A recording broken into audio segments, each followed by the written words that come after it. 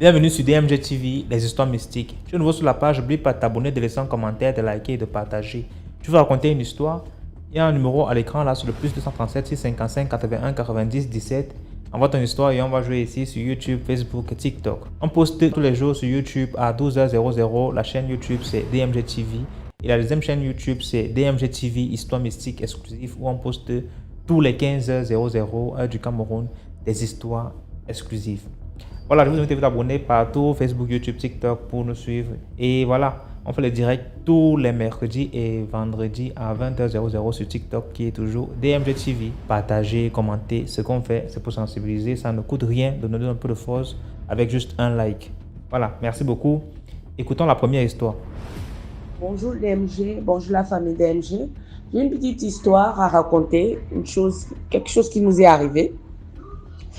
Donc, c'était une période de notre vie. Bon, vraiment, pour les affaires de mon père, ça allait très bien. Et il y a eu une période, cette période-là, il y avait des chats. Des chats qui venaient crier, qui pleuraient. Il y avait des chats qui venaient casser des choses dans la maison. Ils étaient beaucoup. Ils cassaient, ils renversaient des choses. C'était vraiment un désordre le matin. On était fatigués, beau parler, mais c'est quel genre de chat ça? Qui viennent comme ça pour déranger, casser, vraiment faire un désordre, pas possible. Juste qu'on avait marre, on avait vraiment marre parce que c'était un désordre le matin, les choses cassées, les marmites renversées, tout, vraiment un désordre comme si c'était des grandes personnes qui sont fâchées. Et là, on a une idée pour dire, bon, on va finir avec eux. On achète le produit et puis on met dans la sauce. Et quand on met dans la sauce, on va prendre cette sauce-là, on met juste par terre au coin de la barrière. Et là, on est assis, on attend qu'ils viennent eux-mêmes manger et puis on finit avec eux, quoi.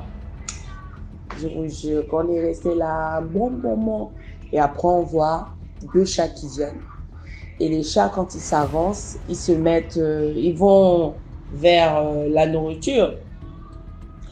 Et quand ils sont plus loin, donc vraiment plus loin de la nourriture, voilà comment on voit un gros chat noir qui vient là-bas en toute vitesse. Il vient là-bas, il pousse les deux chats. Il leur pousse comme pour leur empêcher de manger. Et après ça, après qu'il ait fait ce geste, les chats sont restés tous comme des statues. Donc, ils nous ont regardés comme ça. On a vu ça comme le... Non, c'était bizarre. On a crié que, oh, ça c'est pas des chats.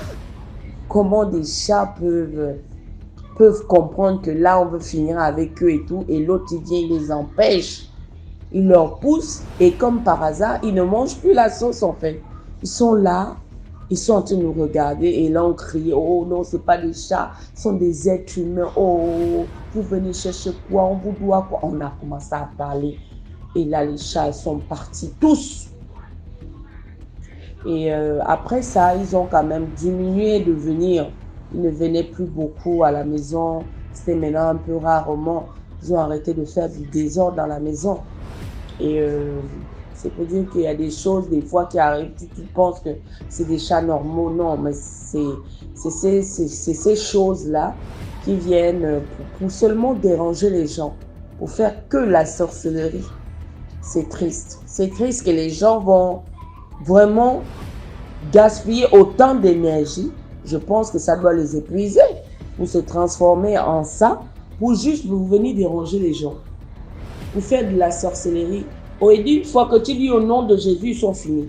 Je trouve ça triste en fait. Et vraiment, c'était ma petite histoire. Merci la famille DMG.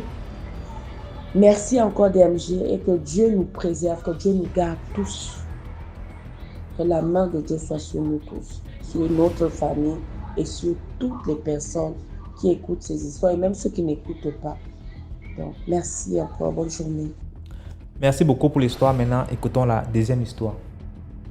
Bonjour DMG, bonjour à toute la grande famille DMG. J'espère que vous allez bien par la grâce de Dieu. Alors abonnez-vous, likez et partagez. Je viens ici raconter une histoire que j'ai vécue il y a déjà 6 mois. Je vais intituler l'histoire La fille mystérieuse. Pendant un jour, j'étais connecté sur WhatsApp, je m'ennuyais, je regardais les statuts et je suis tombé sur le statut d'un ami qui se plaignait d'avoir une conjointe nympho. Directement, je l'écris, je dis, ah bon, toi tu te plains que ta petite aime trop faire l'amour, hein? Nous, c'est ce qu'on cherche. Parce que moi, ma copine, elle est à l'étranger. Du coup, elle est là, elle n'est pas là. Elle est au pays, elle n'est pas là. Donc, moi, je suis parfois en carence. Vous comprenez un peu de quoi je parle. Je ne vais pas expliquer ça ici. Je lui dis, ah, bon, si moi, il peut même avoir ton genre de petit là, j'allais être content comme deuxième bureau. Il me dit, ah, en passant, mais c'est même mon deuxième bureau. Ce n'est pas ma petite titulaire. Il dit, ah, bon. Si toi tu ne veux pas la petite, passe-moi le numéro, moi je gère. Je lui demande, est-ce que tu as déjà géré avec? Il dit non, il n'a pas encore géré. Ils n'ont pas encore dormi ensemble. Mais tout le temps, la fille ne lui parle que de sexe, de sexe, de sexe, de sexe. Il dit, ok, si tu n'as pas encore géré, toi donne-moi le numéro, moi je vais prendre. Voilà, il me dit qu'il n'y a pas de problème. C'est comme ça qu'il me passe son numéro. Il me passe le numéro de la fille. Il me dit, ok, voilà comment tu entres en contact avec elle. Parce que moi-même, je suis entré en contact avec elle via un ami. Donc, je vais te dire les mêmes choses que je lui ai dites. Tu vois, voilà. Il m'a raconté tout ce que je pouvais dire, tout ça là. Je lui dis, est-ce que tu as déjà vu la go? Il dit non, il n'a jamais vu la go. Ça fait une semaine et demie qu'il est en contact avec la fille, mais ils ne se sont jamais vus. Ils se parlent toujours au téléphone. Parce que lui, il est à Douala. Moi, je suis aussi à Douala, mais la fille est à Yaoundé. C'est comme ça que 2 jours après, j'entre en contact avec la fille, je raconte des blablabla, tout ce qu'il y avait à raconter. Elle sait très bien que tout ce que je dis n'est pas vrai, mais bon, elle a quand même cru. C'est comme ça qu'on a commencé à se parler. Je lui dis, est-ce que tu me donnes le droit de garder ton numéro? Elle dit non, vas-y, il n'y a pas de problème. Je lui dis, ok, tu peux aussi enregistrer le mien. C'est comme ça qu'on s'enregistre. Voilà, on commence à discuter. Après un soir, peut-être 2, 3 jours, 4 jours après, elle me dit que elle aime beaucoup parler du sexe, elle aime beaucoup parler des fantasmes bizarres, tout ça là. Elle dit, ah, ça tombe bien, moi-même aussi, j'aime parler de ça parce que le travail, ça me stresse en journée. J'ai besoin de décompresser un peu. Si tu étais dans la même ville que moi, ça allait beaucoup m'arranger. Tout le temps, on allait se voir, on allait faire la chose. Elle me dit, ne t'inquiète pas, si c'est pour ça, ne t'inquiète pas. Je vais te servir ça en grande quantité. Je dis, ah, vraiment, maman, ça c'est bon, c'est même ça que moi je voulais. Maintenant, quand on veut s'échanger de photos, on discute, on s'échange de photos. Moi, j'envoie mes photos. Mais la fille m'envoie des photos, il n'y a pas son visage dessus. Je dis, ah, mais toi, tu m'envoies des photos, tu coupes ton visage comment? Elle me dit, non, je travaille, je vais être le nom du ministère, je travaille dans un ministère, je suis une personnalité publique, je n'ai pas envie qu'on voie mon visage. Je trouve ça bizarre. Je n'aurais pas voir mon petit là pour dire, je dis, bon, tu as déjà vu le visage de Langassi? Parce que moi, quand il m'envoie toutes les photos, il dit que non, il n'a même vu le visage de Langa. C'est même quelque chose qu'il trouvait trop bizarre. Il dit, ah, champion, ça c'est même quoi comme ça? Il dit, ah bon, il m'en fout, je vais continuer ce qui est sur moi, se voir en face. C'est comme ça que quelques temps après, elle dit qu'elle a une mission, elle sera en mission à Douala le week-end. Donc elle va prendre une chambre d'hôtel à Bounandjo. Je vais dire le nom de l'hôtel. Donc je vais le retrouver là-bas. Je dis, ah, il n'y a pas de problème. J'étais chaud comme la braise. Le week-end arrivant, elle a pris son avion, elle a pris Kameko. Voilà, Yaoundé. Yaoundé doit le temps pour moi. Elle est arrivée, elle m'écrit, non, je suis arrivé, mais je suis d'abord dans le travail, c'est là. Elle était venue un samedi, elle devait rentrer lundi matin. Le samedi là, j'étais chaud comme la braise. Toute la journée, j'étais chaud, mon frère. Je me suis dit, je vais faire ça dur. Comme un travail, c'est dans l'argent. Même, comme si parfois, elle veut même manger même son argent. Tu vois, c'est ce qu'elle avait dans ma tête. C'est comme ça que le samedi soir arrive. J'appelle. Ça sonne, elle ne prend pas. J'ai écrit sur WhatsApp, rien. J'appelle, elle ne prend pas. J'ai écrit sur WhatsApp, rien. Le dimanche arrive. J'appelle encore, j'écris rien. C'est vers 18h qu'elle me dit que malheureusement on ne pourra pas se voir parce qu'elle était tellement occupée. Je dis, ouais, moi, on va le faire comment? On va pas se voir comment? Moi, il était attendu tout le week-end. Toi, tu viens maintenant me dire qu'on va pas se voir comment? Elle dit que non, ne t'inquiète pas. Mais je vais t'envoyer de quoi te mettre à l'aise. Je dis, ok. C'est comme ça qu'elle m'envoie c'est nul. Oh, excusez-moi. Elle m'envoie des photos pour adultes, toujours un peu, elle m'envoie des photos, mais dans tout ça, il n'y a pas son visage. Elle m'envoie même ses ébats sexuels, hein? Ces ébats avec des gars, hein, des tous, je veux dire tous, des tous avec des gars. Mais on voit le visage des gars, tu vois, non? On voit le visage des gars, mais son visage, elle met un emoji là que on ne voit pas son visage. Je dis, hé. Bon, je dis que c'est pas une femme, c'est pas une fille que j'avais déposée, c'est juste pour s'amuser, tout ça là. 3 semaines après, elle me dit qu'elle va revenir en mission, mais sauf qu'elle va revenir un jeudi pour rentrer le mardi. Je dis, oh là, alors c'est la mort. Le tout, c'est on doit se voir à tout prix. À tout prix, on doit se voir. C'est comme ça que le jour arrive, elle reprend son vol, elle revient à Douala. Mais sauf qu'elle ne réside plus à Bolangor. Elle réside maintenant à Bona Prison.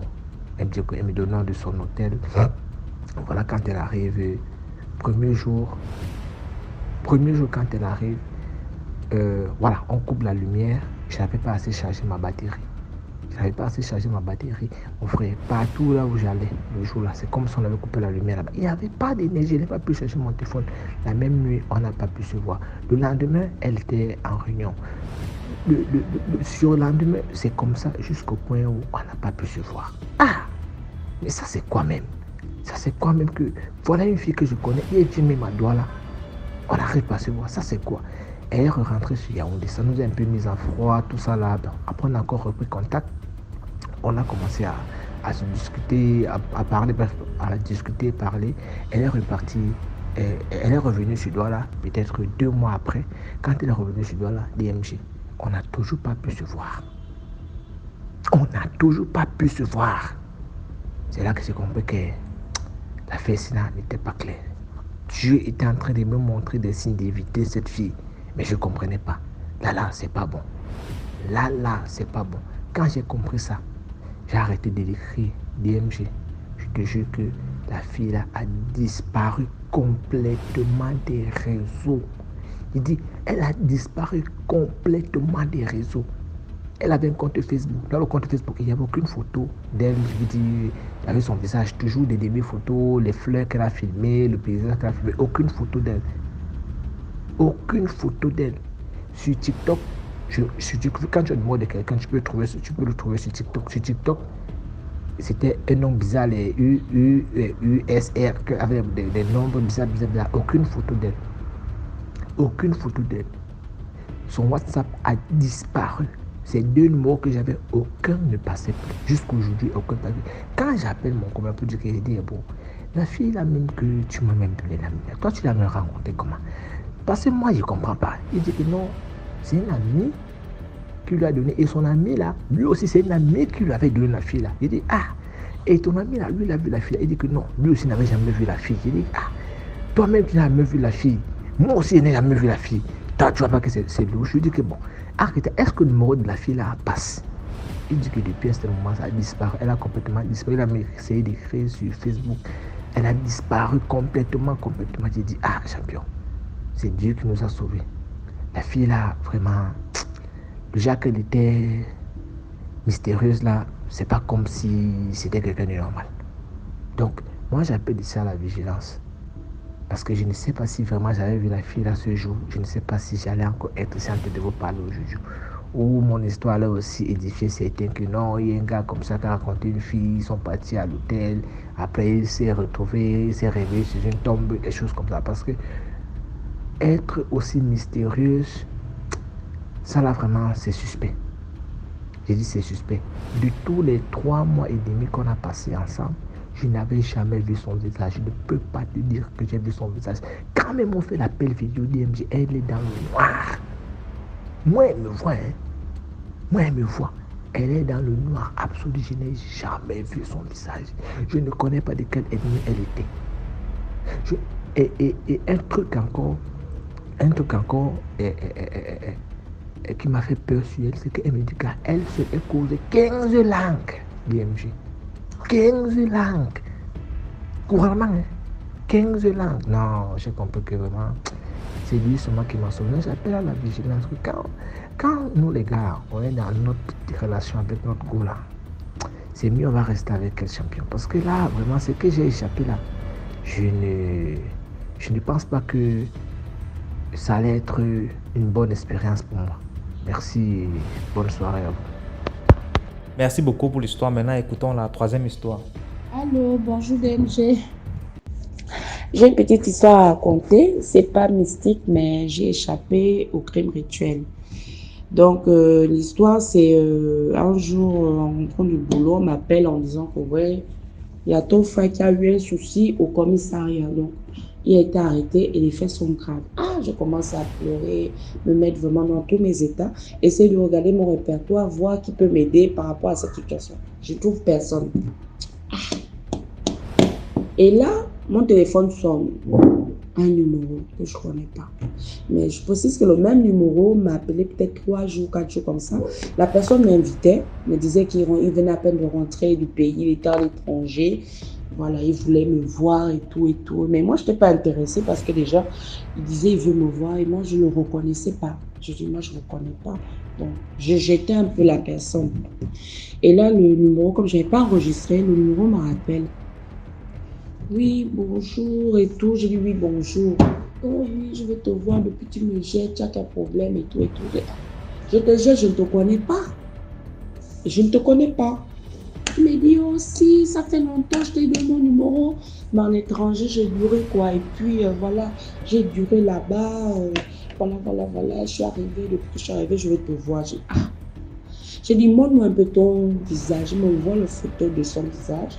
Je vois quelqu'un de brun, costaud, avec des yeux de chat. Brun. J'ai dit, ah. Et moi, je ne vous reconnais pas. Hein. Je ne vous reconnais pas et tout. Il me dit, non, c'est moi, ça fait longtemps. Il commence à raconter des histoires.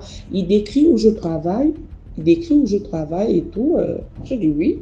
Je travaille bien là. Il dit, c'est moi. Je dis, non, c'est faux. En fait, il avait la tête de quelqu'un. L'histoire se passe au Gabon. Il avait la tête de quelqu'un que si tu vois une tête comme ça, tu peux pas, même après 6 mois, après 1 an, tu reconnais la personne.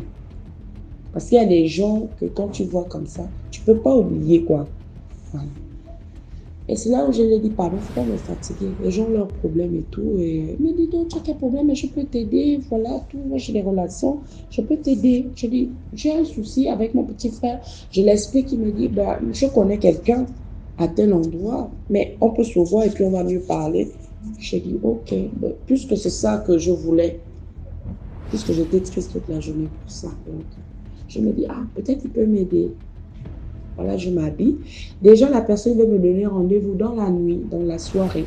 Et moi, je dis, puisque je ne le connais pas, je ne peux pas aller en rendez-vous avec quelqu'un que je ne connais pas la nuit. Je préfère qu'on se voie en journée et un lieu public. Et un lieu public. Il me dit, ok. C'est là où on se donne rendez-vous dans une station. Une station. Une station pas loin du marché. Pas loin aussi de ma zone où je vivais à l'époque. Et là, il me dit, ok, on se retrouve à la station, mais à l'intérieur, parce qu'il voulait me donner dans un bar. Je dis non, pas dans un bar, mais dans une station à l'intérieur. Il me dit, ok, on donne le rendez-vous. Et là, je vais au rendez-vous. Et quand j'arrive, je prends le taxi, je vais direct. Et quand j'arrive, je vois le gars, il arrive. Vraiment un gars imposant, grand et tout. Et moi, là, tout de suite, quand il vient me saluer, je dis, mais moi, je ne te connais pas, je ne t'ai jamais vu et tout. Il me dit, oh si, ça fait longtemps et tout. Il commence à parler et tout et tout. Dans le sujet, quand on marche, on est en train de parler de ça. Il me dit, non, j'ai mon frère là-bas, je ne suis pas seule, je suis avec mon frère. Mais je dis à mon frère que j'ai ma copine, je vais la chercher, elle arrive. Je dis, mais tu ne peux pas dire à ton frère que ta copine arrive, je ne suis pas ta copine. Je ne suis pas ta copine. C'est la première fois qu'on se voit, donc tu ne peux pas dire ça à ton frère. Il me dit, oui, excuse-moi, mais s'il te plaît, fais comme si, voilà, on est ensemble et tout. Non, je vais me faire passer pour rien, mon frère va se moquer de moi. Et là, tout de suite, j'essaie de lui comprendre, je dis, ok. Et les gars en question, ils étaient camerounais. On rentre dans la station. Quand on rentre dans la station, je prends ma consommation. On est assis, on reçoit bière, Oh, ça va, oui, ça va et tout. Oh, tu prends quoi? Bon, moi, puisque c'est des gens que je ne connais pas, je ne vais pas prendre des boissons fortes. Je dis, je prends une Heineken. Et la petite, il veut me prendre des grandes. Je dis non, je prends la petite. Et il prend la petite, il dépose à côté de moi. Moi-même, j'ouvre. Bang. Voilà. Et là, il commence, oh oui, oh, je suis telle. Oui, il s'invente, il raconte sa vie. Oui, voilà, j'ai travaillé avec elle. Il montre des photos il était avec une autorité de l'époque, vraiment, qui est décédée. Ah, partout en étranger, et tout, ils étaient ensemble. Et là, il dit, oui, je peux t'aider, il n'y a pas de problème, on va en parler. Alors, il me dit, ouais, moi, je recherche une personne comme ça, sincère, une fille bien. Toute ma vie, je me suis toujours fait tromper et tout, et tout. Commencer à s'inventer, raconter tout ce qu'il veut. Ah, moi, je veux une femme qui me fait entièrement confiance. Elle doit me faire confiance. Confiance même là, ça doit commencer, même quand elle et moi, on parle qu'on est ensemble. La confiance doit commencer là. J'ai dit non, c'est pas possible. Déjà, une personne que, voilà, la confiance se donne pas, elle se mérite. Donc, moi, je ne fais pas confiance comme ça. Oh, moi, je veux quand je débarque chez elle à n'importe quelle heure, voilà. C'est cette confiance-là. La confiance doit commencer à l'instant même. J'ai dit, ah, papa, moi, c'est pas comme ça, hein. C'est largement un gars attentionné, tant que je tombe, vraiment. C'était un bel homme, en tout cas.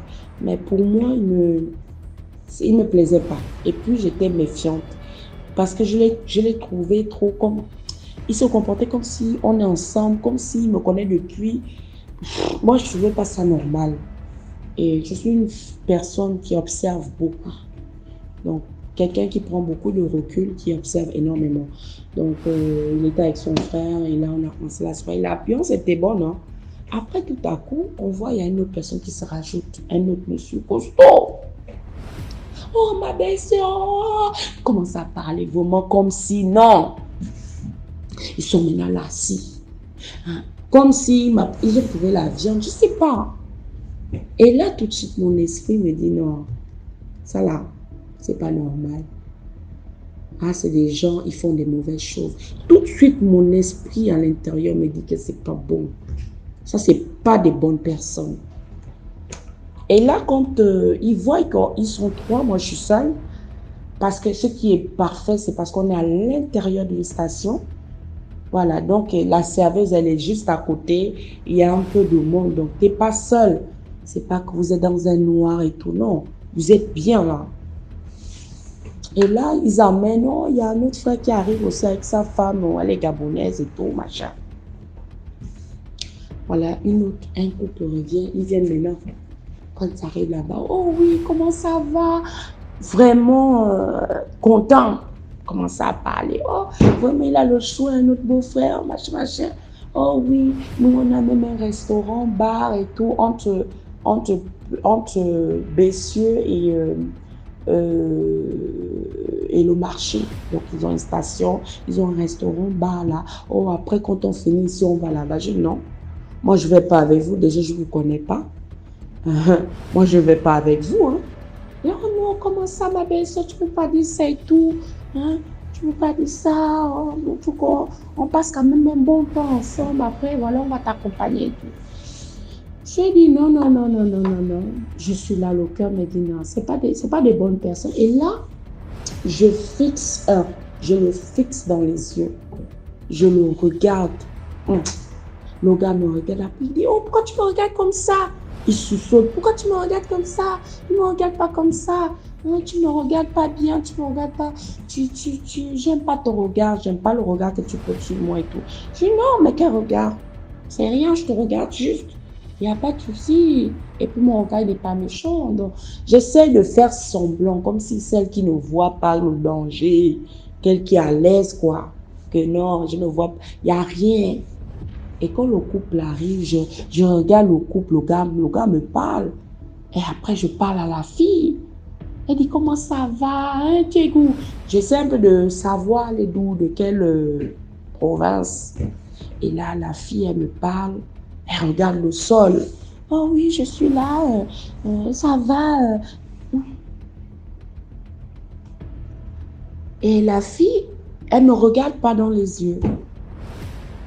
Après, elle me dit, oh, faut m'excuser, hein. Ma belle-sœur, j'ai la polo. C'est pour ça que je ne te regarde pas, j'ai la polo. Elle n'arrivait pas à me regarder dans les yeux. Au fond de mon cœur, je l'insultais, qu'elle imbécile là. Vous croyez que vous êtes trouvé mouton, c'est moi? Vous êtes malade. Et là, mon cœur me dit, maman, là, après ici, même ton rendez-vous, parce que normalement, j'avais un rendez-vous après et je me disais, je passe un peu de temps après, je continue à mon rendez-vous. Et là, mon cœur me dit, tu vas tout droit à la maison. En fait, aujourd'hui, là, ça ne sent pas bon. C'est pas bon. Faut rentrer à la maison. Et là, je dis à son frère, maman, je vais rentrer, hein. Faut appeler ton frère parce que moi, je vais partir. Moi, je veux pas rentrer trop tard à la maison. Oh non, ma belle-sœur, tu vas rentrer où? On va passer une bonne soirée ensemble et tout. Et le gars s'est déplacé. Il faisait du genre comme quelqu'un qui est occupé. Il faisait comme quelqu'un qui est occupé, quelqu'un qui a des activités. Voilà, il prenait du temps, il jouait le beau, il revient, il fait un petit tour. Oh, excuse-moi, je suis trop occupé là. Genre quelqu'un qui faisait passer du temps. Et là, moi, je lui dis, non, il faut dire à ton frère, moi, je vais partir. Hein. Moi, je vais partir.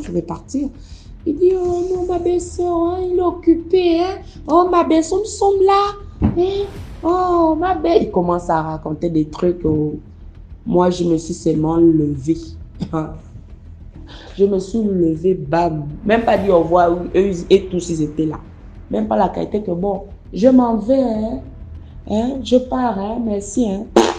Je me suis levée comme un robot. J'ai commencé à marcher pour sortir. Et le gars en question, on se croise à la porte. Donc moi, je sors, lui rentre. Et quand il me voit en train de sortir, il a mal au visage. Le gars a changé. Le gars que je voyais très calme, visage gentil, là, il est devenu bizarre. Il a taché le visage. On se croise à la porte, il ne me dit même pas hey. Moi, je sors, bam, je ne suis même pas loin de la route. Je vois un taxi qui vient, j'ai un taxi course. Son frère vient là-bas en courant, c'est son frère, je ne sais pas. Il vient là-bas en courant. Oh, ma belle-sœur, tu ne peux pas partir comme ça, on t'attendait. On est là, machin, on va passer une bonne soirée et tout. Il m'attrape la main avec la force. Hein. Moi, donc, je le retourne comme ça. Et quand je veux commencer, il m'a dit que hey, tu te permets d'attraper qui la main. Il dit non, ma belle-sœur, excuse-moi. Oh, excuse-moi vraiment.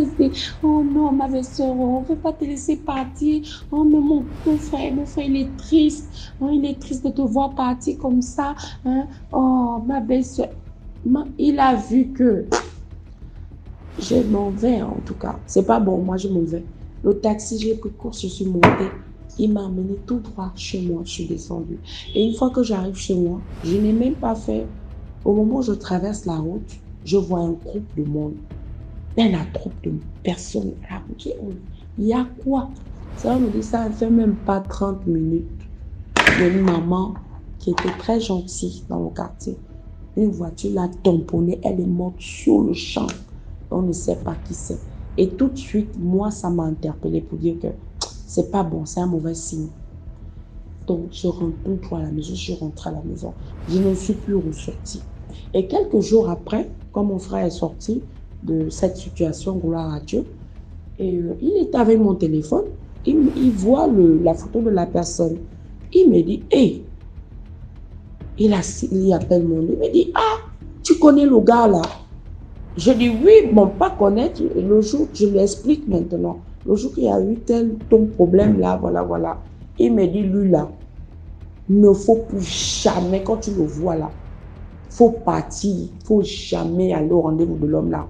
Il est reconnu comme quelqu'un qui font les trucs de crime rituel, qui les vend au marché. Parce que mon frère en question, il vendait au marché et que le monsieur aussi, il était reconnu comme celui qui vend les parties des corps dans le marché. Ah, vous savez, au marché, il y a beaucoup de choses hein, que les gens vendent. Donc, les parties du corps, il était reconnu. Il ne part plus jamais. Même les gens qui l'invitent, les gens amis, ne vont pas là-bas. C'est pour dire que faisons très attention. Ils vont envoyer des gars beaux, des gars ceci, parce qu'ils savent que les femmes aiment les hommes comme ça. Mais malheureusement, il faut qu'ils sachent que ce n'est pas toutes les femmes. C'est ça. Parce que si j'étais tombée, je l'aurais suivi. Et autrement, je ne serais pas en train de faire l'audio que je vous dis là, ce témoignage. Donc les amis, faisons attention. Hein? Des fois, ils vont amener une femme, de faire un jeune gars, vraiment, tu regardes comme ça, le gars est beau, ou le gars, c'est que tu n'as même pas, tu te dis, vous êtes des jeunes. Et faisons attention. Écoutons notre sixième sens. Et puis, des fois, quand la journée comme ça, tu veux sortir, tu sens que la journée là est bizarre, comme s'il y a quelque chose qui va arriver, mauvais pressentiment, reste à la maison, ne sors pas. Donc, c'était ça mon témoignage. Merci et bonne journée à vous. Merci beaucoup pour l'histoire. Là, écoutons la quatrième histoire. Salut DMG TV. Notre histoire encore. Mon nom c'est Quentin. Et l'histoire s'est passée, c'est quelque chose qui est réel, c'est pas une fiction. Et aussi, c'est pas quelque chose de comment on appelle ça, d'imagination ou bien de la blague. Ça s'est passé avec mon maître. Ça veut dire que la personne qui m'a appris le métier que j'exerce jusqu'en présent en Côte d'Ivoire. Ça s'est passé, j'ai commencé l'apprentissage avec lui en 2016. Donc l'histoire ça là ça a commencé à venir en vie en 2018, avant même le coup d'État en Côte d'Ivoire. Bon bref, ça s'est passé que mon patron en question, avec qui je travaillais, piquait souvent des crises gens comme des crises d'épilepsie, et aussi gens comme si aussi il y a des esprits qui le possèdent. Donc il a une manière de réagir, et on avait remarqué que c'est avéré que à chaque fois quand il y a deux clientes qui viennent dans l'atelier, le monsieur a des réactions comme ça. Deux clientes, ces grandes clientes même, ces clientes même que avec même les deux, ils pouvaient même fermer les yeux sur les autres clientes, parce que c'est des payeurs, c'est des vrais payeurs, et puis c'est des gens qui ne discutent pas et puis n'ont pas de problème. Ils le prenaient comme les petits frères, comme les fils même, parce que les dames étaient bien généreuses. Il y a une qui s'appelait Madame Kouma, l'autre s'appelait Madame Kassi. Bref, je ne veux pas que au moins on les répète. Donc c'est comme ça. Les choses là persistaient. Et aussi, mon patron, c'est pas un chrétien, c'est pas un musulman. C'est un pratiquant de, comment on appelle ça, une religion qu'on appelle Maïkari. Que moi aussi, j'ai un temps soit peu pratiqué un peu pour voir, bon, comme moi aussi, il y avait aussi des difficultés. Ça aussi, je vais vous raconter ça un peu plus tard. Et c'est comme ça. Le monsieur va dans son coin, Maïkari, il va pratiquer, et ils appellent ça pratique. Et ils disent que c'est pas une religion, c'est pour fortifier l'esprit. Donc ils partaient là-bas pour aller prier, faire les pratiques comme ils font. Parce que tous les pratiques sont en japonais. Et c'est comme ça. Un jour, ça s'est avéré que les femmes là, tous deux sont, comment on appelle ça, de l'église catholique. Et lui, il faisait les religions Maïkari là. Et un jour, ça s'est avéré que lui, il venait juste d'arriver du coin de Maïkari. Il est venu il était assis et une d'entre elles, Madame Kassi précisément, est rentrée dans l'atelier. Quand elle est rentrée plutôt dans l'atelier, le monsieur a commencé à piquer des crises. Et comme il était suivi de ses amis qui pratiquaient aussi la religion Maïkari, là, ils ont commencé à faire des prières. Eux, ils tapent la main 3 fois et ils commencent à réciter des choses. Donc, ils ont levé les mains en l'air, ils ont commencé à réciter et ils ont commencé à demander à l'esprit de parler. Et l'esprit parlait vraiment avec colère.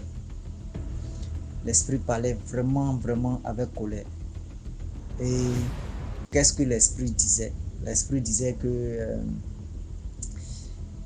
ça s'est passé il y a cela 7 générations. Ça veut dire que 7 générations de mon patron, c'est-à-dire que de sa famille, 7 générations.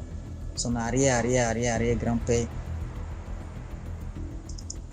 qui a fait les bêtises, qui a fait que l'esprit de l'homme là est resté posséder mon patron. Donc, comment ça s'est passé que l'esprit est en train d'expliquer? L'esprit disait que il était un grand ami de l'arrière-grand-parent de mon patron. Et ils étaient vraiment amis. Quand on dit amis, en même temps voisins. Et les gars faisaient vraiment tout ensemble. Et les gens faisaient tout ensemble. Comme avant, il n'y avait pas de téléphone. Il n'y avait pas aussi un moyen même de joindre quelqu'un. Donc, avant de voyager, pour aller quelque part un peu plus loin, tu dois te confier ta famille ou bien tes gens qui te sont chers à quelqu'un que toi-même là tu aimes et que tu peux aussi prendre ta défense, tu peux aussi faire tout ce que tu penses. Donc c'est comme ça, le monsieur a confié sa femme et ses enfants à l'aïeux, je vais dire ça, l'aïeux, pour ne pas dire grand-père, l'aïeux de ce patron-là. Et ça s'est avéré que le monsieur est parti. Il est resté pendant longtemps, au moins environ 5 ans avant de revenir. Donc les gens même pensaient que un animal l'a mangé, peut-être qu'un lion l'a mangé quelque part. Donc quand ça dure comme ça, qu'on n'a pas de tes nouvelles et puis on ne sait pas comment te joindre, ils ont fait des consultations, ils ont vu que le monsieur est en vie, mais certains ne croyaient pas, mais ils ont voulu faire un funérail pour le monsieur. Quand ils ont programmé la date du funérail, soudainement le monsieur est apparu. Et quand le monsieur est venu, il a constaté discrètement que son ami en question couchait avec sa femme. C'est pas même quand ils ont pensé que le monsieur était mort. Non, le monsieur avait commencé à coucher avec sa femme, même quand il avait voyagé, pas moins d'1 an. Et quand il est venu, il a suspecté, et les gens aussi dans les ont dit, il a appris ça. Et quand il a appris ça, comme il aimait son ami et que l'amitié, il ne voulait pas détruire l'amitié, il a voulu conserver ça et laisser. Et à force de penser à ça, la haine de conserver ça, c'est ça qui l'a tué. Et c'est ce que l'esprit disait. C'est ça qui l'a tué. Quand il est mort, il était tellement furieux qu'il est venu, il a tué sa femme. Quand il a tué sa femme, il a tué aussi son ami en question. Et il avait promis à son ami que, avant qu'il ne meure, il a promis à son ami que, à des générations, sa famille n'aura jamais de paix. Et c'est comme ça, lui, maintenant, il est venu posséder mon patron pour le faire souffrir, pour le faire payer tout ce que son son aïeux l'a fait. Et aussi, comme aussi lui, il avait constaté que le jeune homme partait dans un endroit comme ça où il partait faire ce genre de lumière. Et lui, ça l'intéressait. Et c'est pourquoi lui, il a contacté. C'est lui qui a mis le contact entre lui, ses aïeux, à mon patron. Parce que ces deux clientes-là, Madame Kassi et Madame Kouma, sont lui, ses aïeux, l'aïeux de l'esprit.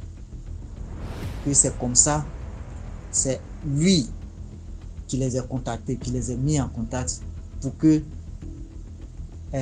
lui aussi, ses aïeux puissent aussi bénéficier, parce qu'à cause de la haine que lui il avait accumulée, ça agissait aussi sur sa progéniture. Donc c'est pourquoi il a procédé. Mais lui, il n'est pas prêt à partir. C'est là qu'ils ont commencé à parler à lui en faisant les pratiques jusqu'à ce que le monsieur revienne dans lui. Que c'est pas à lui de faire justice, parce que eux, ils ne chassent pas les esprits. Ils les expliquent pour dire que les esprits n'ont qu'à aller dans l'endroit des esprits, que eux, ils se font du mal en restant sur la terre pour faire ce qu'ils font. Que c'est pas normal. Qu'un esprit doit aller, un homme qui meurt doit aller il doit aller en paix, rester en paix. Et c'est comme ça. L'esprit voulait rien savoir, que le monsieur en question, mon patron, n'a qu'à envoyer ces deux filles là dans la Maïkari que lui pratique. Et les dames là, elles sont vraiment catholiques et elles ne croient pas à ce genre de trucs. La dame a entendu toutes ces paroles là même. Elle a dit que tout ça là, ils n'ont qu'à laisser ça, c'est des conneries. Donc, mais les dames, elles continuaient de venir. Elles venaient coudre les habits avec le monsieur. Et c'est comme ça, l'esprit se manifestait de temps en temps, jusqu'à ce que moi-même, je quitte le monsieur. L'esprit ne venait plus. Mais au moins, on avait su aussi quelle est la racine aussi où la chose est quittée. Et aussi, moi-même, ça m'a tellement choqué que je me suis vraiment posé beaucoup de questions. Comment un esprit de cette génération peut venir posséder un homme qui est mort 7 générations après, venir posséder quelqu'un en 8e génération? C'est un peu absurde. Ça, c'était mes pensées. Mais ça arrivait et c'était à mes yeux que j'ai vu tout ça là. Vraiment, la vie, vraiment, il y a tellement de mystères dans la vie et il y a tellement de secrets dans la vie que Dieu vraiment nous donne la force et puis savoir que des mystères là, c'est seulement Dieu qui peut décortiquer tout ça là. Sinon, il y a des choses qui sont mystérieuses. Après ça, je vais vous raconter l'histoire même d'une fille qui a été qui est morte, on peut dire 3 ou 4 jours après, qui est revenue. Je vais vous raconter ça. Ça s'est passé aussi en Côte d'Ivoire, dans une de notre région. On l'avait même enterré. Merci beaucoup pour l'histoire. Likez, commentez, partagez. Là, on va écouter la 5e histoire. Bonjour DMG. Moi, c'est un jeune Camerounais qui vit en Italie. Je m'appelle Junior, j'ai 18 ans. Je voudrais vous conter mon histoire parce que le temps de live, il n'est pas le temps de live ici au travail et à l'école. Je mélange les deux. Mon histoire s'est passée le mois passé quand il partait à la capitale pour prendre mon passeport, pour retirer mon passeport. Puisque je suis en Italie. Dans le bus, il y avait une vieille femme une vieille femme environ de 60 ans. J'étais avec un ami congolais, ivoirien, avec un Guinéen, oui. On s'est tamponné sur la route, quoi. Au bout du chemin, la dame était près de mon siège. Elle faisait que me regarder. Me regarder, me toiser. Me regarder, me toiser. Ah, on me demandait que, mais pourquoi c'est la femme, c'est moi ce que la femme s'est vue pour me toiser. Et maintenant, moi aussi, je suis quelqu'un de très fort d'esprit. J'ai un ami congolais, c'est un gars qui vient d'une famille de pasteurs. Il m'a demandé que la femme n'est pas. Il m'a dit que la femme n'est pas saine.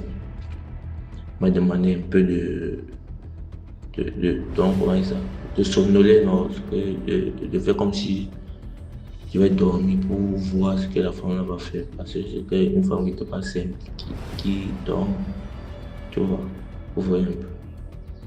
Maintenant, un petit sommeil m'a pris dans le bus. À peine fermé les yeux, la femme m'a fermé aussi les yeux. Donc c'est ça qu'il m'a raconté parce que moi, j'avais sommeil. 30 minutes après que je me suis endormi, cette femme vient dans mon sommeil, dans le bus. Et pour me parler, je pense qu'elle m'a parlé en italien. Elle m'a dit que ce que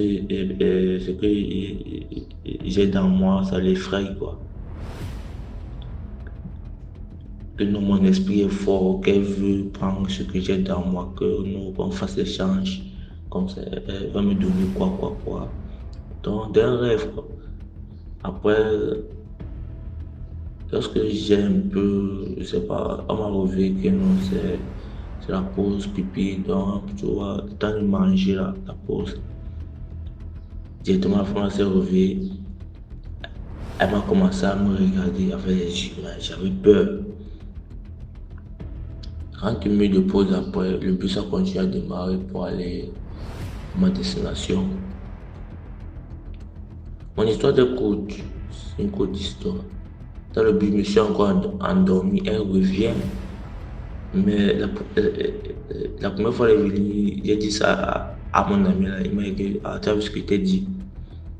Oui, parce que lui, c'est quelqu'un qui sent un peu le mauvais esprit. Il vient d'une famille de pasteurs au Congo. Il m'a demandé de m'endormir encore. Et dès qu'il dormait, la femme est revenue. Elle m'a proposé des choses comme ça qu'il faut que je prononce ça dans mon sommeil c'est pas pour mettre le lien avec sa secte. Que nous souvent je prononce ça pour voyager, pour aller chez eux. Moi de vrai j'ai refusé. Ça énerve la femme. Je comprends tout d'un coup une gifle dans le sommeil, quoi. La femme m'a giflé. Moi aussi, comme je suis passé, une bagarre s'est passée dans le sommeil jusqu'à la femme. Quand je voyais son visage, c'était avec les blues. Personne ne comprenait le bus. Comment la femme l'a fait pour se blesser. C'était dans une bagarre qu'on a fait dans le monde. Dans le sommeil, quoi. La gifle m'a dû la m'énerver, je l'ai tapassé, je sais pas. Parce que moi, je suis dans le donc c'est pas la première fois que nous, ça m'arrive. Oui, même depuis le pays qui était petit, tu vois, on avait des attaques. Oui, ma tante nous formait à lutter contre ce genre de personnes. Oui, c'était un peu mon petite histoire. En fait, la moitié de mon histoire, c'est moi. Donc, j'aime toujours dire que c'est pas le blanc qui connaît la sorcellerie. Non, c'est pas plutôt le noir qui connaît la sorcellerie. Tout le monde connaît la sorcellerie. Les blancs font la sorcellerie plus que les Africains. Merci beaucoup pour l'histoire. Maintenant, on écoute la 6e histoire. Donc, bonsoir à Team DMG. Je suis beaucoup des histoires, j'apprécie, j'aime. C'est pour cela que je vais venir vous raconter une de mes histoires que j'ai vécues. C'est pas si mystique, maintenant vous allez me dire. Je crois quand même que c'est mystique. Je suis gabonaise, je vis au Gabon, donc ça faisait une affaire de siècle que je suis pas allée au village. Mais avant de venir sur Libreville, avant que je ne fasse les 5 ans, je vivais d'abord au village après le décès de mon papa. Donc, on pourrait dire que, vous savez, quand on est petit au village, on a toujours des relations avec des petits garçons et tout et tout. Mais moi, j'étais petite et mon grand frère que je suivais était très protecteur. Donc, il avait un ami qui était de la génération, qui avait sa génération. Et là, euh, ils avaient un truc qui faisait entre eux, ils se partageaient les sœurs et tout et tout. Moi, j'étais la sœur de mon frère qui directement le suivait, mais j'étais encore plus petit, donc il me protégeait. J'avais une affaire de 13 ans. Il avait dit à son frère qu'il avait dit à son ami qu'il ne pouvait pas me partager à quelqu'un, mais si son ami avait partagé pour lui, ça c'était pas son problème. Donc après, je suis montée sur Libreville. Le gars et moi, on avait des relations, mais on n'était pas allé sur le lit parce que, comme vous savez, j'étais encore plus petit. Donc je suis revenue à Libreville en pensant toujours à lui. Donc quand je suis arrivée à Libreville, je suis retournée au village. Après 5 ans, j'avais déjà 19 ans. En partant au village, le gars, moi, on s'est mis à parler. On était déjà assez grands. Moi, j'étais grande, j'avais déjà 19 ans. Et j'avais déjà deux enfants, vu que j'avais déjà deux enfants, vu que j'étais dans une relation avec les villes. Mais comme on dit, les relations du village, l'amour de jeunesse, on n'oublie pas. Donc, lui et moi, on parlait. Il me disait que non, tu sais que moi, j'étais toujours dans toi, des trucs comme ça. Et bon, moi, j'ai dit que bon, que moi aussi, quand même, je sais pas que tu me laisses indifférente parce que étant petite, tu étais la seule personne qui s'intéressait à moi et tout et tout. Donc, on a eu à parler. Et après, comme on va dire, et après, là, on a eu une relation, on parlait, on sortait, parfois on se trouvait avec les autres villages, j'avais des danses traditionnelles, des trucs comme ça. Et un jour, après une semaine, 2 semaines, je crois, son grand frère, et son grand frère, pas vraiment, bon, de sang petit, parce que c'était les deux pères le père de mon petit ami et le père de son frère en question étaient frères. Tu vois, les deux étaient décédés, donc ils ont tissé un lien, ils étaient très proches. Donc après, lui, il était, je crois qu'il travaillait en forêt, il sciait les bois, on va dire le mais en fait. Donc après, il venait avec les grémiers, il venait laisser ça dans les il faut rester au village. Donc on pensait qu'il était dans le convoyeur. Le convoyeur, c'est celui qui accompagne les crémiers, en fait, ceux qui transportent le bois après la découpe pour amener dans les sociétés pour fabriquer et pour emporter. Donc après, il m'a aperçu, il est venu dans le convoyeur, il est descendu. Bon, il est venu, il s'est dit qu'il y avait une nouvelle meuf au village, ça c'est le grand frère. Et elle me nouvelle meuf. Donc quand il descend, il me voit, il me dit bonsoir, bonsoir, ça va? Je lui dis ça va.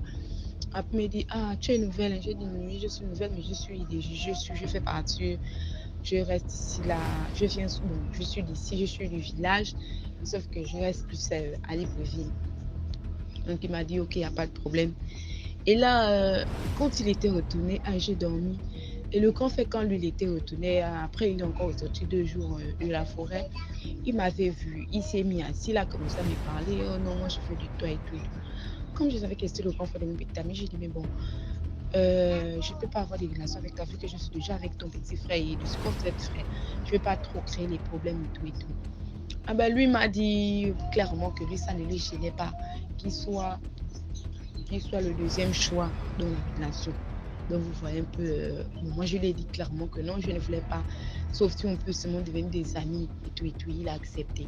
Lui, il n'a pas accepté, il m'a toujours dit qu'il voulait de moi, mais moi, j'ai un cœur énorme, donc je n'ai pas vu ça comme ça. Donc, parce que quand il sortait de forêt, lui et moi, on était là, on parlait,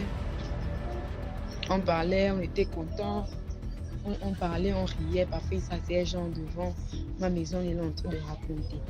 Donc après, il est parti en forêt, il a encore fait une semaine, ça c'est le grand frère. Maintenant, le petit frère, un jour il est sorti après une semaine de la forêt. J'étais maintenant avec son petit frère. Donc quand il était sorti, il avait fait une semaine hors de forêt, donc il était dans le village. Donc, quand il passait, parfois il partait à la pompe, il me voyait avec son petit frère, il chantait de parler. Vu que son petit frère c'était mon ami, c'était normal qu'on parle ensemble. Donc de surcroît, on était en train de parler. Et lui, le grand frère, il a fait peut-être 3 jours comme ça, il voyait que je parlais avec le petit frère. Et il faisait déjà tout pour passer devant chez moi. Et un jour, il ne s'est pas gêné, il m'a appelé à côté. J'étais avec le petit frère. Il ne s'est pas gêné, il m'a appelé. Oh, viens là-bas, je vais te parler. J'ai dit non, je suis en train de parler avec ton petit frère. Tu sais que c'est mon petit ami. Oh non, je ne vais pas trop vous déranger. Il a dit à mon petit frère, quand je suis quand même ton grand frère, j'appelle ta petite amie pour parler. Le grand frère, le petit frère, c'est pas gêné. Il a dit, bon, on va d'abord écouter. Et là, il commence à se fâcher avec moi. Il me dit, oh, ça, c'est quel comportement? Je suis venue, ça fait une semaine, je suis dans le village. Même pour te voir, c'est un problème. Ah, tu te fâches comment? On est juste amis. Est-ce que c'est forcé que je puisse te voir?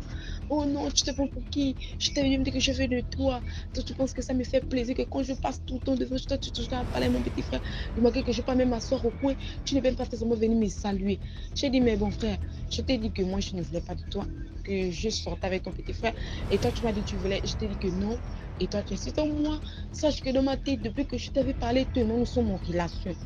J'ai dit, mais bon, oh, ça, c'est quelle histoire ça encore? Après, j'étais là, j'ai dit, ok. Bon, moi, je lui ai dit que bon, c'est bon, je ne vais même plus me parler avec toi parce que moi, ça commence à me déranger. Je n'aime pas les histoires bêtes comme ça, là. Et là, il est parti chez lui. Mais un jour, peut-être 2 jours, 3 jours après, mon grand frère du village est venu me chercher. Il m'a dit, c'était, je crois, un 30. Et dans le village en question, on payait les unités pour rester les 30. Et les 30 à question, mon frère, il travaille, il m'a amené, oh non, allons boire un jus. Je ne buvais pas, je ne buvais pas d'alcool.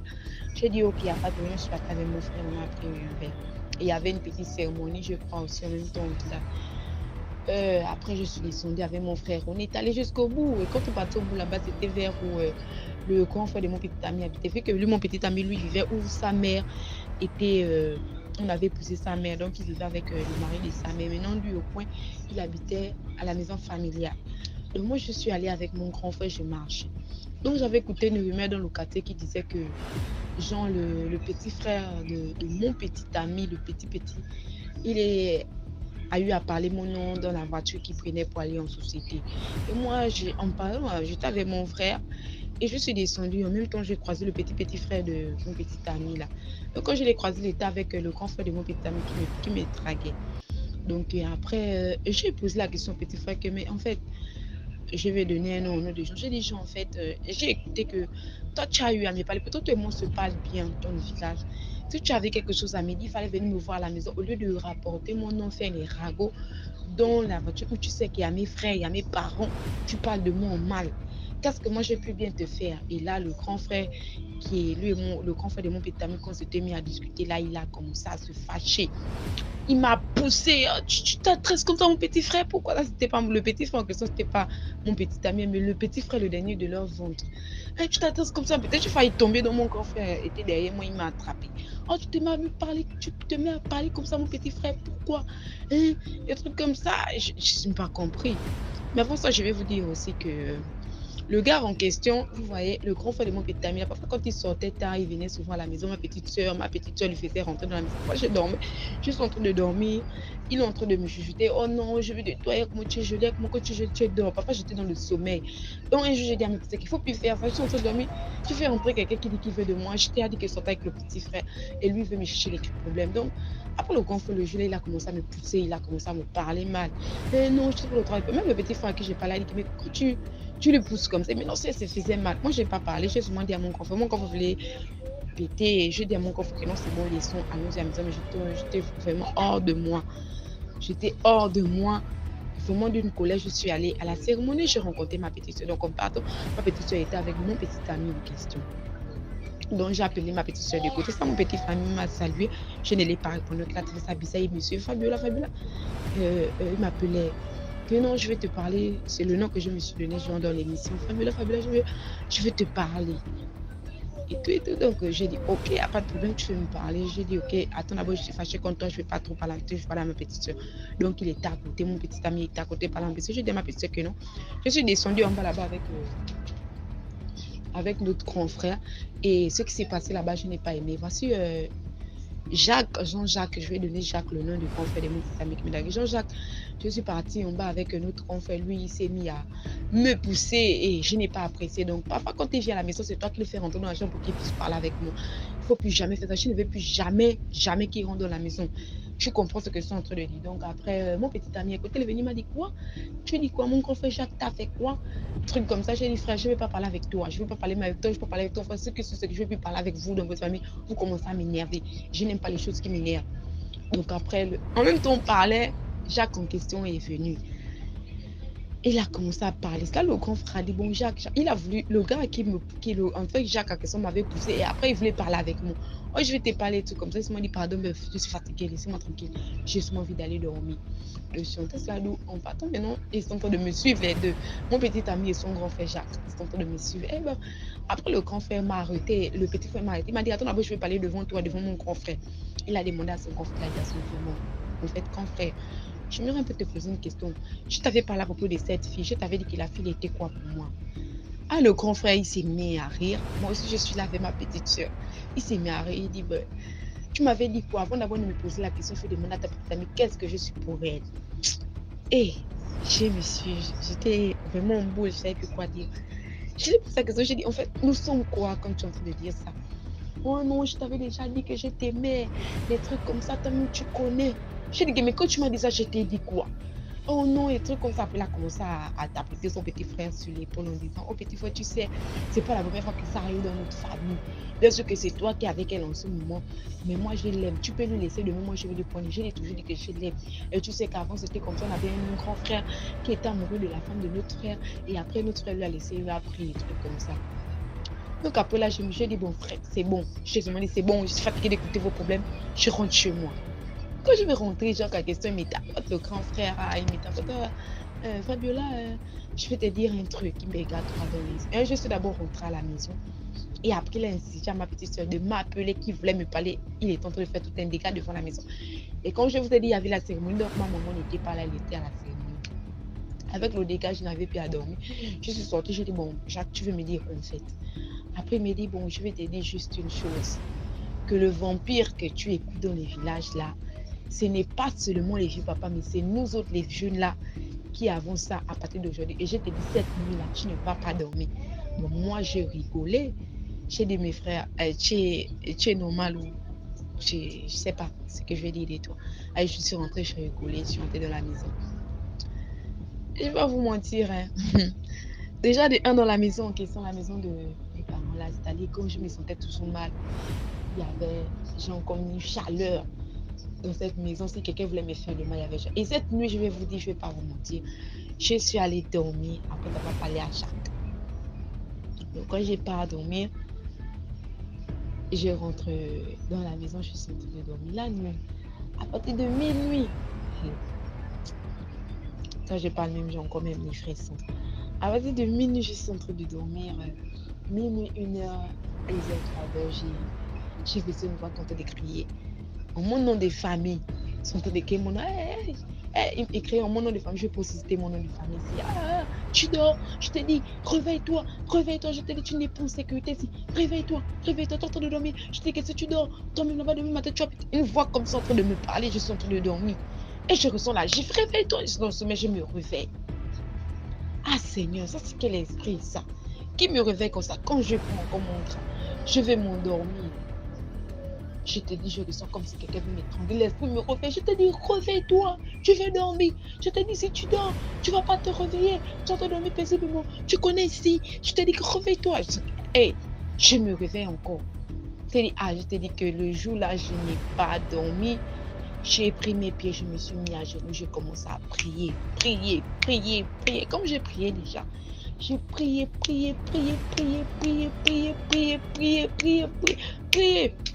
Je te dis, j'ai eu l'insomnie que la voix m'a parlé après 2 fois. Je me suis réveillée, je priais jusqu'à 6h du matin. Je me suis endormie. Et mon dormant comme ça, là, le matin, je me réveille. Peut-être qu'on a fait de 13h, c'est ma belle-soeur qui est arrivée. Que toi, tu es en train de dormir. Hein. Je te dis qu'il y a un problème. Je te dis, il y a quel problème? Oh, Jacques, que tu as discuté hier avec lui, il a fait un accident. Il paraît qu'il n'arrive plus à marcher. Je vous dis, j'ai commencé à regarder, j'ai dit Seigneur, j'ai commencé à dire Seigneur, merci beaucoup. Merci beaucoup aussi pour cette voix qui m'a réveillée. Je ne sais pas qui c'était. Je ne sais pas vraiment si je n'étais pas arrivée, si l'esprit ne m'avait pas réveillée pour me dire que tu ne vas pas atteindre demain, je ne crois pas. Si l'esprit n'avait pas insisté sur moi, je ne sais pas ce qui serait arrivé. Vous savez. Donc après là, je me suis réveillée. Le car, j'étais là dans le village, je marchais. Et en dormant, donc le gars marchait en béquille. Je ne sais pas si c'était dans le rêve, j'étais en train de dormir dehors.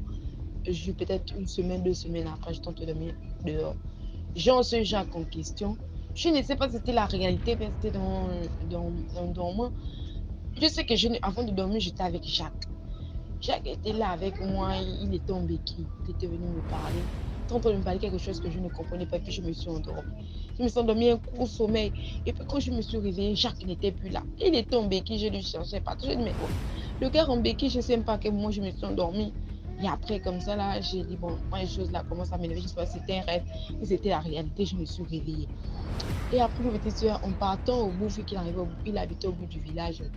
Il a parlé à ma petite soeur, il y a ma petite soeur qui voulait me parler, plus jamais. Donc quand je suis partie, il était assis sur le lit.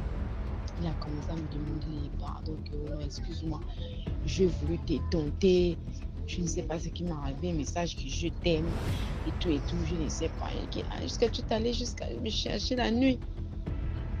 Il m'a demandé des pardons, que non, excuse-moi, je ne voulais pas te faire du mal. Je voulais juste que tu comprennes que je t'aime, que mon petit frère ne t'aime pas plus que ça. J'ai commencé à réfléchir, j'ai dit, comment je suis de bon cœur, je l'ai pardonné. Je suis partie, je crois que je n'avais même plus de riz dans le village là. J'étais obligée de prendre mes affaires pour revenir à Libreville, monter sur Libreville. Vous savez, j'étais obligée de monter sur Libreville. C'était pour vous dire que dans la vie, vraiment, il faut beaucoup prier. Il faut prier parce qu'on ne sait pas ce qui peut nous arriver. Et vraiment, si je ne priais pas à cet instant, je ne savais pas ce qui devait vraiment m'arriver. Vraiment, de vous exhorter que la prière, c'est quelque chose que, vous savez, on ne sait pas. J'ai beaucoup d'histoires à vous conter, mais bon, je vais m'arrêter sur celle-ci. C'est vraiment de liker, de partager parce que j'aime beaucoup la page. C'est le goût d'écouter les histoires de DMG que j'ai eu à raconter, mon expérience mystique, je crois. Vraiment, priez beaucoup, priez beaucoup. Merci pour l'histoire. Voilà, c'était tout pour aujourd'hui. Abonnez-vous pour ne pas manquer la prochaine vidéo qui va être postée à 12h00 demain. Abonne-toi, donne un peu de force, laisse un commentaire, dis-moi d'où tu regardes la vidéo, partage. Merci, portez-vous bien. Rendez-vous demain pour une nouvelle vidéo.